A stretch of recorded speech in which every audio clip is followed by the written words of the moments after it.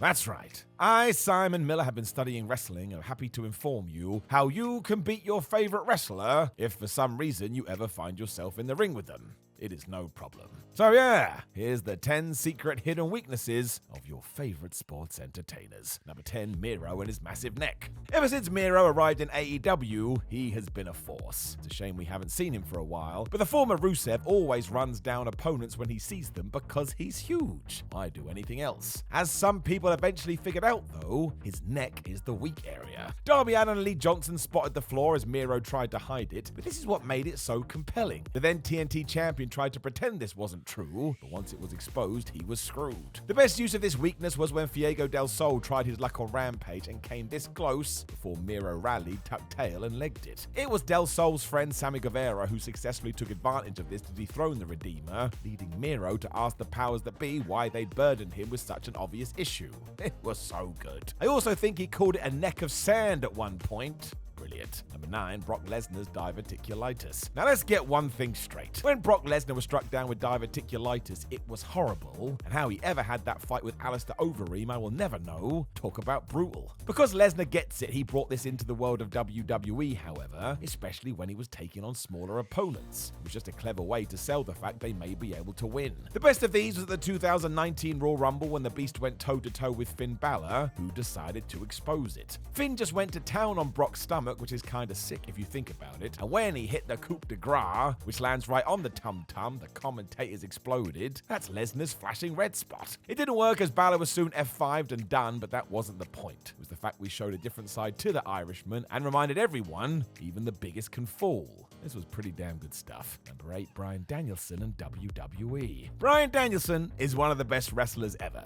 I don't think it's arguable at this point, because who else can come back out of retirement and still have amazing match after amazing match? He really is something else. He's also having an incredible time in AEW, but as he has admitted his full-time career is coming to an end, there's every chance that when he is free to jump around, he returns to WWE. Now, not many would say that just due to how they were treated across the pond, but Bryan, being the good dude he is, has nothing but positive things to say about his former employer. Even when Vince McMahon was still leading the charge, he was full of praise. He loved it there. So using the term weakness may be a little bit much, but do not rule this out. With Triple H now pulling the strings, he'll know what an asset Danielson is. I mean, you could bring him in and use him for top-tier main events or to help others. That man can do it all. My preferred choice would be Bryan becomes a gun for hire and appears here, there, and everywhere, and everyone was fine with it because of who he is. Changing the game 1 year at a time. 7, CM Punk and The Miz. Well, this one is a treat, isn't it? And people say competition in wrestling isn't real. Now, we all know the deal with Mr. Punk. Say what you like about him, but he's a super duper star, and people care about him as they should. On the flip side, he really cares about wrestling too, especially the WrestleMania main event. Because for years, CM had his sights set on that, and yeah, there were many a time he had earned that spot and it went to somebody else. While I think he's good with it now, it became a little bit of a problem for him, even more so because The Miz secured this honor in 2011. Punk just could not handle it. He openly talks about this on his Best in the World DVD, and even used it as an insult with feuding with MJF. I don't think Punk liked this at all. Personally, I think The Miz more than deserved it given what he had done, but on the flip side, CM Punk probably should have had this honor too. Sadly, that's not the way the industry works. Just the craziest roller coaster. Number 6, John Cena and The Miz. And here we go again. This one is a bit different as I think it was purely professional and two guys doing their job, but my word, the amount of times John Cena went out of his way to take shots at The Miz. I mean, there was all that stuff with Alex Riley, then we repeated that with R-Truth, and of course we have WrestleMania 27. As we already mentioned, Miz was in the main event against Cena, but he was the third man. The entire story was about John and The Rock. That's the only reason the A-lister won. So what I am saying is, if you do get booked against Mr. Hustle, loyalty, and respect, just start shouting Miz facts at him and he'll likely be irked. May just give you a chance. As ever, we do have to give props to Mike Mizanin though. That dude totally gets it, could not have done more with his run. Number 5, Triple H and his muscles. So I disagree with this one because it was Triple H's physique that got me to go to the gym.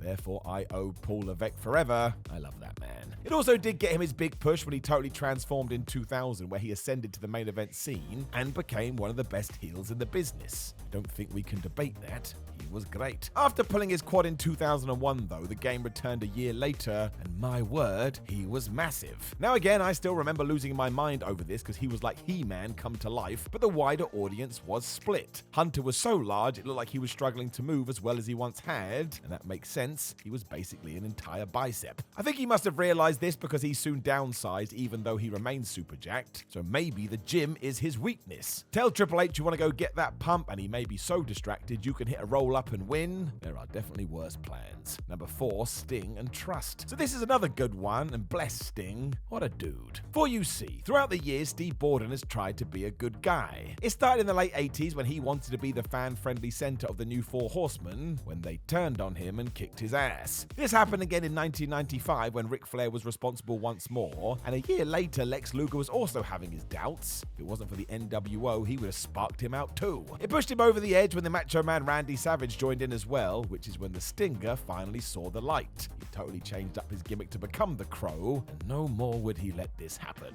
The problem was it took him way too long to realize this, but that's why we all love him. A babyface till the end. But yeah, he really should trust people less. Number 3, Karrion Kross and the bad snap. Triple H loves Karrion Kross. I mean, he pushed him hard on NXT and rehired the man so he could try again on SmackDown. It's still early days, so we do have to wait and see, but the appreciation is clearly there. Why not? May as well give him a chance. The problem is how he's being used. A feud with Drew McIntyre ended in 50-50 nonsense. Rey Mysterio beat him on a random Friday night, and he barely lasted 5 minutes in his first Royal Rumble. He was hurled out of there like it was nothing. In order to repeat his third brand success, we need to tell the audience he's the man. And even though he does have a cool entrance, everything else is kinda just there. I mean, we've already moved on from Ray, so we had all those promos and bam, we're done. Now, I do think that having Cross on your roster is a good thing, but I gotta be honest with you, I just don't really know where he fits at the moment. Number 2, Dominic Mysterio and potential. So this is not really a weakness, but it is something to watch. Sometimes the pressure can be too much. Because for a while, people didn't really think much of Dominic Mysterio.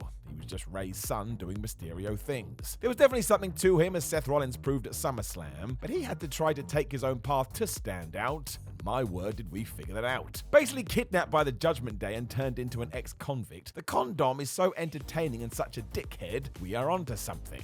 I mean, he was the best thing about the Rumble, and all these skits with his dad are a riot. They're just so silly. Never forget that stuff like this is more important than the moves you do in the ring, as fans will connect with you far more, and that's where we're at. We're so damn close. I really hope he wins a secondary title before the end of the year to truly cement this, because what an entertaining fellow he is. I look forward to seeing him every single week. Number 1, Jon Moxley and blood and heavy weapon shots to the face. Jon Moxley has lost the AEW World title twice recently, and both times AEW went out their way to protect him. That's how important he is to the company. While All Elite Wrestling were happy to do this, though, Moxley isn't so worried about shielding himself, because my word, in all of the above, he kept getting smashed right in the head. Would somebody please give him a helmet? It started with Kenny Omega and Don Callis, who used a microphone to the noggin, and of course MJF did this with William Regal's brass knucks. John is also usually bleeding by this point too. It's a terrible combo. The real irony is his 2023 feud with Hangman Adam Page also revolved around concussions, so I think we can see what happens here. It's like he's asking his opponents to go after it, and then they do.